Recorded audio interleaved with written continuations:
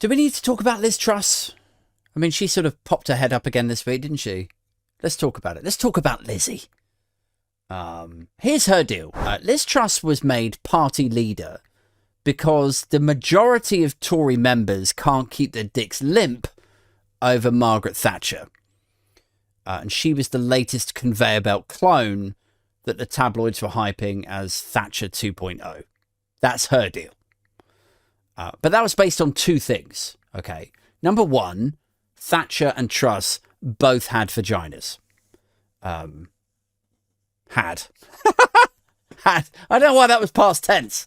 I mean, you know, Margaret Thatcher had a vagina. I'm relatively certain she doesn't any longer. But Liz Truss, I imagine, probably still does have a vagina.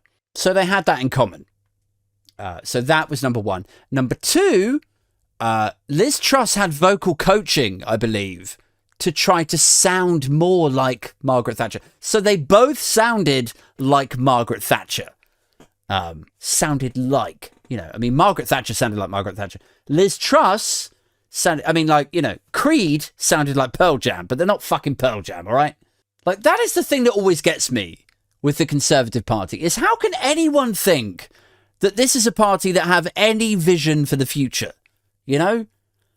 I mean, apart from all of like the distractive culture war nonsense, which is obviously totally devoid of policy and vision. But it's like, you know, the best they can do is a Theresa May with a headline like Iron Lady 2.0 question mark, you know? Or like then Truss comes along. Liz Truss, the new Iron Lady with the same fucking clothes and like ruffle neck and shit. Boris Johnson steps up like, Johnson, the next Churchill, you know? Like, the best they can do is wheel out Tesco value versions of the shit that they did fucking decades ago. Anyway, she wasn't Thatcher, she was shit. And she was given the job almost entirely because of that whole fucking Thatcher fetish shit. With a healthy dollop of home counties racism to boot, I'm sure. Like, that is what it was. I'm convinced.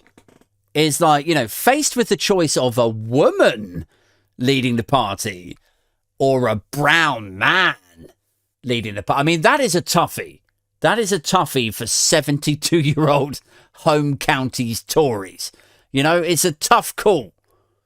Having to decide whether to adhere to the innate conservative sexism or the innate conservative racism. Like, which of my core principles do I portray here?